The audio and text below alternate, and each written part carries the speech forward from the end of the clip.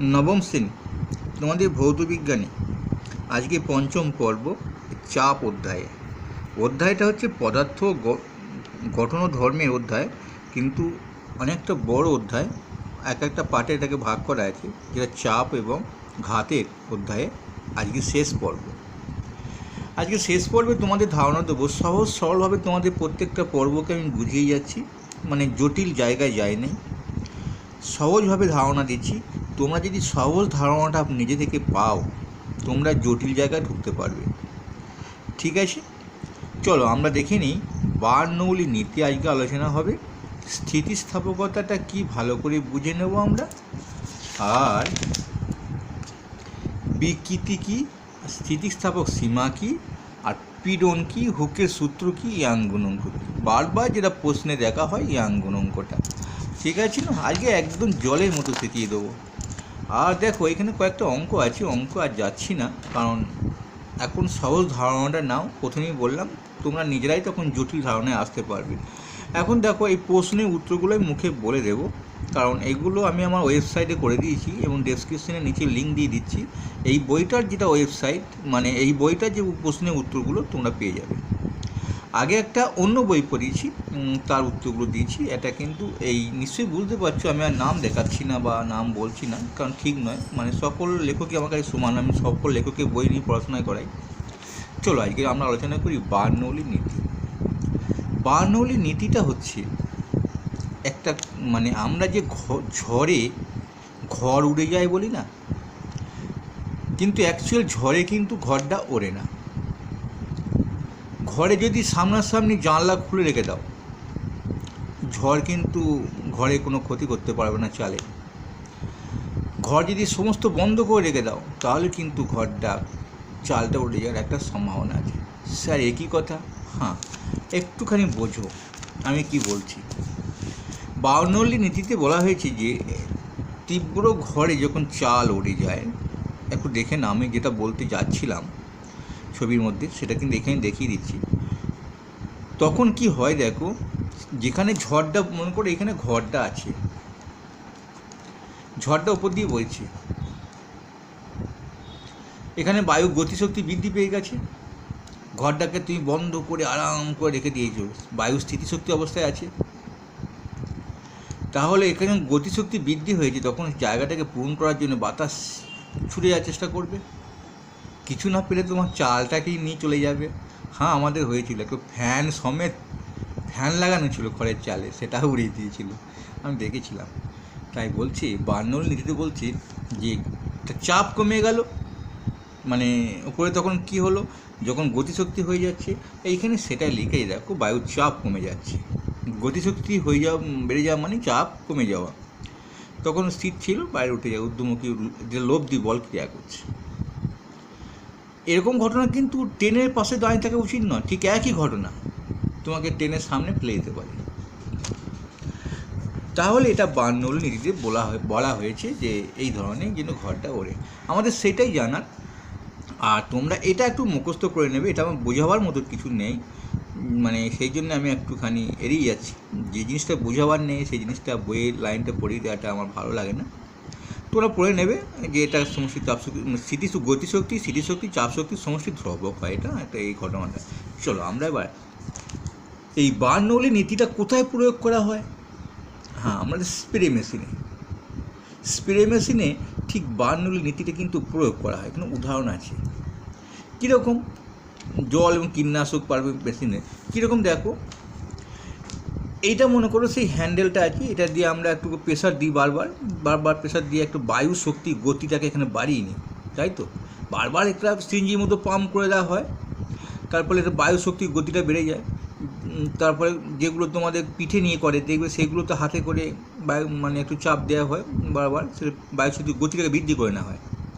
তার উপরে বায়ু গতিশক্তি বৃদ্ধি পাচ্ছে, তখন কী হচ্ছে, ঘর এটা মনে করো বায়ু স্থির অবস্থায় আছে এই জায়গাটা, তখন একটু যদি ফাঁক পায় সেদিকেই ছুটবে সেই জায়গাটা পূরণ করার জন্যে। তাই দেখো সেই জায়গাটাকে পূরণ করার জন্য কিন্তু ছুটে যাচ্ছে মাথার কাছে ছুটে যাচ্ছে, অত পাশ দিকে এখানে, অত এই দিকেও এখানে বেরোতে পারে, সে দাঁড়িয়ে যাচ্ছে। জায়গাটা পূরণ করার জন্য, গতিশক্তিটাকে সেই জায়গাটাকে চাপটা কমানোর জন্য, তখন কিন্তু মাথার ওপর একটা ভাল্ব, বিভিন্ন রকম মানে সূক্ষ্ম ছিদ্র, বড় ছিদ্র, এটাকে লাগিয়ে জলটাকে স্প্রের মধ্যে পাঠানো হয়। বেশ, স্থিতিস্থাপকতায় যায়। দেখো স্থিতিস্থাপকতা কী, সংজ্ঞার মধ্যে বলেই দিচ্ছে স্থিতিস্থাপক। অর্থাৎ তোমরা যদি একটুখানি জেনে নাও যে একটা রবার আর একটা ইস্পাত, একটা রবারকে আর একটা ইস্পাতের স্প্রিংকে ঝুলিয়ে দিলে, দুজনেরই নিচে 1 কেজি করে বাটখারা দিলে, একটা রবার আছে, একটা ইস্পাতের স্প্রিং আছে, এরও তলায় 1 কেজি বাটখারা আছে, এরও তলায় 1 কেজি বাটখারা আছে, কে বেশি ঝুলবে বলো? আমার সামনে একটা ছাত্র আছে, তাকে মাঝে মাঝে একটু প্রশ্ন করছি, তো তোমাদের সঙ্গে প্রশ্নটাও করা হয়ে যাবে। রবারটা বেশি ঝুলবে, তাই তো? তাহলে কি রবারের স্থিতিশক্তি বেশি? না, এটাই বুঝে নিতে হবে, যে বেশি ঝুলবে না তার স্থিতিস্থাপকতাটা বেশি নেই, তেমন ধরে রাখার ক্ষমতাটাই নেই। সংজ্ঞায় বলা আছে, দেখো, প্রচেষ্টাকে বাধা দেওয়া, অর্থাৎ ঝুলে যাওয়ার প্রচেষ্টাটাকে বাধা দেওয়া। যে বেশি বাধা দিতে পারবে তার স্থিতিস্থাপকতা বেশি। তবে যে ধর্মের ফলে কোনো বাহ্যিক প্রতিমিত বলের ক্রিয়ায় সেটির আকার, আয়তন উভয় পরিবর্তনের চেষ্টাকে বাধা দেয়। স্প্রিংটা বাধা দিল না, রবার কোনো বাধা দিতেই পারলো না। বাহ্যিক বল অপসারিত হলে আবার পূর্বের আকারে ফিরে পায়। তো বাহ্যিক বল যখন অপসারিত হয়, স্প্রিংটা কিন্তু আবার পূর্বের আকারে ফিরে পাবে, আগেকার মতনই বেশিরভাগ হয়ে যায়। যদি বেশি নাও আমরা বাটখারা ঝুলিয়ে দিই, সে বেশি না কেন ওইখানে বুঝে নিতে হবে স্থিতিস্থাপক সীমা। ভালো একটা চ্যাপ্টার তোমাদের। দেখো, এই স্থিতিস্থাপক সীমা কী স্যার? না, স্থিতিস্থাপক বস্তুটা কী, আমরা স্থিতিস্থাপক বস্তুটা জেনে নিই। সকল বস্তুর মধ্যে তো আর স্থিতিস্থাপক তো ক্রিয়া করে না, কাট করবে। সেই জন্য বলছি স্থিতিস্থাপক বস্তু হচ্ছে স্থিতিস্থাপক, যেটা হচ্ছে যে বৃদ্ধি পাওয়াকে বলা স্থিতিস্থাপকতা, আর যেসব বস্তুর মধ্যে এটা দেখা যায় সেটা হচ্ছে স্থিতিস্থাপক বস্তু বা স্থিতিস্থাপক। বুঝতে পেরেছি? চলো আমরা এবার যাব সীমাটা। এই জায়গাটা দেখো অনেকগুলো সংজ্ঞা আছে এবং এই পাতাটা খুব ইম্পর্টেন্ট এবং সহজেই মনে পড়ে যাবে, আমি বুঝিয়ে দিচ্ছি। এই স্থিতিস্থাপক সীমা যখন হবে না, মনে করো না তুমি একটা মেলা থেকে একটা ভালো স্প্রিং কিনে নিয়ে এসেছো, খেলনা স্প্রিং, দিয়ে এসে তোমার ছোট্ট ভাইটি বা তোমার চেয়ে অনেক ছোট্ট যেটা আছে বাড়িতে, সে টানাটানি করছে, তাকে কি বলবে? না না, আমরা করিস না, ভেঙে যাবে। অর্থাৎ সেই যদি বেশি টান দিয়ে ফেলে স্প্রিংটা নষ্ট হয়ে যাবে। সেই জন্য বলছে একটা নির্দিষ্ট সীমা আছে। তুমি একটা স্প্রিংটা কিনেছো, যে টানটা একটা নির্দিষ্ট সীমা পর্যন্ত টানলে আবার পূর্বের আকার আয়তন ফিরে পাবে। একটা নির্দিষ্ট সীমা পর্যন্ত টানলে, সেই সংজ্ঞাটা দেখো না, প্রযুক্ত বলের মানে যে বলটা দিয়ে টানবে, যে সীমা পর্যন্ত বল পুরো অপসারণের পর বিকৃত বস্তুটা আবার পূর্বের আকার ফিরে পায়। মানে যখন তুমি স্প্রিংটাকে টানছো তখন তো একটা রূপ পাল্টে যাচ্ছে, বিকৃতি হয়ে যাচ্ছে। তোমার মুখে একটা ঘুষি মারি, মুখটাতে একটা ব্লিডিং ফুলে যাবে, তো বিকৃতি হয়ে যাবে। তবে স্প্রিংটাকে টানছো, টানাটাই বিকৃতি, মানে যেটা বিকৃতি রূপ হয়ে গেল, যে বিকৃতি রূপটা আবার পুনরায় আবার ফিরে পাবে। তো যে সীমা পর্যন্ত টানলে, তুমি যদি বেশি টানো কী হবে ঘটনাটা বলো তো? একসময় ভেঙে যাবে, নয় ফেটে যাবে। সেইটাই আমরা একটু বুঝে নেব। এইখানটা সুন্দরভাবে দেওয়া আছে, দেখো, লেখকের বইটা আমার ভালো লাগে। একটি স্থিতিস্থাপক বস্তুর উপর দীর্ঘক্ষণ ধরে যদি বারবার বল প্রয়োগ করা, বারবার টানছে, মনে করো তোমার ভাই, তুমি কিনে নিয়েছো, বা বিকৃত বস্তুটা আগের অবস্থায় ফিরে যাওয়ার আগেই তুমি আবার বল প্রয়োগ করছো, স্প্রিংটা আগের অবস্থায় ফিরে যাওয়ার আগেই টেনেছো, স্থিতিস্থাপক সীমার মধ্যে তুমি টেনেছো, বেশি দূর টানো নেই, স্প্রিংটাকে সেই জায়গায় ফিরিয়ে দাও, তার আগে আবার বল প্রয়োগ করছো।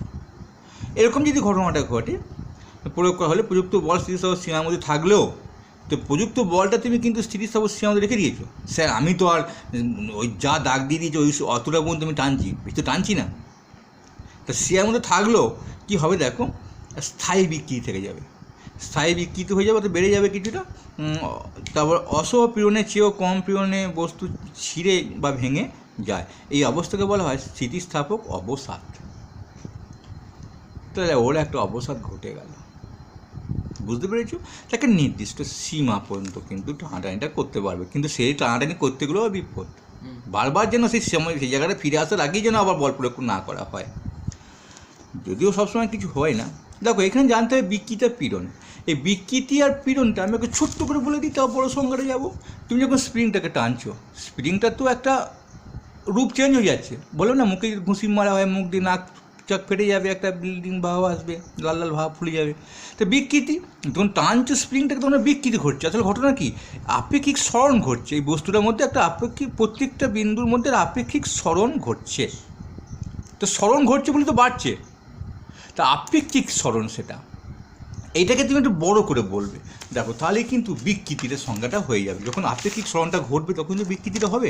দেখো, বাইরে থেকে প্রযুক্ত বা প্রতিমিত বলের প্রভাবে, প্রতিমিত বল মানে আগে আমরা শিখেছি, আমরা যদি এইদিকে 10 কেজি বল দিয়ে টানি, অন্যদিকে কেউ না 10 কেজি বল দিয়ে আমাকে টানছে, সেটা ভূতই হোক পেদিনী হোক, প্রতিমিত বল। এক কথা হচ্ছে যে বিপরীত দিক থেকেও কিন্তু সেই বলটা প্রয়োগ করছে কেউ না কেউ। তাহলে আমি যখন স্প্রিংটাকে টানছি, 2 হাতে করে টানতে হবে, ওদিকেও সমান বল এদিকেও সমান বল থাকতে হবে। আর কার্যহীন বল আমরা জানি, যাকে দেয়ালকে ঠেলে দেওয়া। আর একটা কার্যকর বল, যখন পড়ে বিন্দু সমানটা, কেউ 8 কেজি বল টানছি, আমি এদিকে 2 কেজি বল টানছি, তার দিকে কার্যকর বলটা কাজ হবে। তো অনেকগুলো বলের সঙ্গে আমরা আগে পড়েছি। চলো আমরা দেখে নিই। আপেক্ষিক স্মরণ ঘটছে স্থিতিস্থাপক সীমার মধ্যে, স্থিতি বস্তু বিভিন্ন অংশের মধ্যে।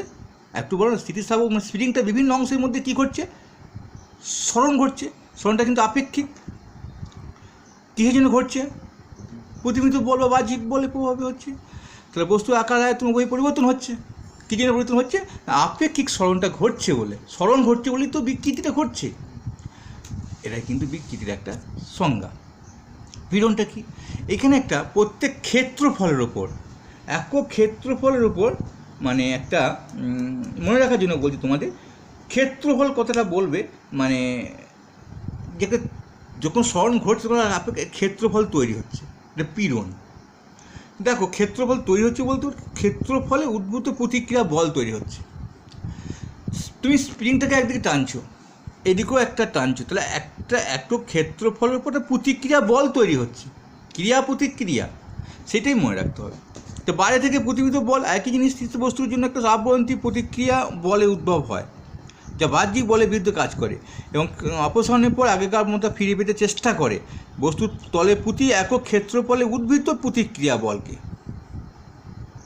বুঝতে পেরেছ, প্রতি একক ক্ষেত্রফলে যে একটা প্রতিক্রিয়া বল তৈরি হলো, সেটাই কিন্তু হচ্ছে পীড়ন। তাহলে এইবার দেখো, যখন আমরা পীড়ন শিখে গেলাম, খুব সহজে হুকের সূত্রটা করে ফেলবো এবং আমরা ইয়াং গুণাঙ্কটা করে ফেলবো। কী শিখলাম, স্থিতিস্থাপক পড়তে এসে পীড়ন শিখলাম, আমি একটু তাড়াতাড়ি লিখছি। আর একটি শিখলাম, প্রথমে হচ্ছে বিকৃতি। হুক বলেছে এদের মধ্যে ভ্যারিজাজ হচ্ছে, অর্থাৎ পীড়ন, বিকৃতি, ভ্যারিজাজ, পীড়ন সমানুপাতিক। ভ্যারি মানে সমানুপাতিক, বিকৃতি, ভ্যারিজাজ, পীড়ন সমানুপাতিক হলে কিন্তু হুক বলেছে সমানুপাতিক হয়, বিকৃতির সঙ্গে পীড়নের সমানুপাতিক হয়, হবেই তো। এখানে ক্ষেত্রফল, একক ক্ষেত্রফলের ওপর যে একটা প্রতিক্রিয়া বল, আর ওদিকে যেটা স্মরণ করছে তা একই জিনিস, মানে সমানুপাতিক, অর্থাৎ পীড়ন বাড়লে ক্ষেত্রফল বাড়বে, সমানুপাতিক হলে যেটা হয়। এখন আমাদের হুক কী বলে গেছে, হুক যেটা বলেছি সমানুপাতিক হয়, দেখে নিই। দেখো, সমানুপাতিক হয় বাংলা লিখেছি, ভ্যারিজাজটা লিখেছিলাম পীড়ন বিকৃতির মধ্যে, কিন্তু স্থিতিস্থাপক সীমার মধ্যে কথাটা বলতে হবে। আমরা চলে যাবো ইয়াং গুণে কোথায়, স্থিতিস্থাপক সীমার মধ্যে শুধু লাগিয়ে দেবো কি না, অনুদৈর্ঘ্যটা, অনুদৈর্ঘ্যে পীড়ন এবং অনুদৈর্ঘ্যে অনুপাত। সেখানে কিন্তু অনুদৈর্ঘ্য ইস্টু অনুদৈর্ঘ্য পীড়ন ইস্টু অনুদৈর্ঘ্য বিকৃতি, অনুপাত। অনুপাত, হুক বলেছে সমানুপাত, আর এটা হচ্ছে অনুপাত। অনুপাতকে বলা হয় ইয়াং গুণাঙ্ক। তো স্থিতিস্থাপক সীমার মধ্যে অনুদৈর্ঘ্য পীড়ন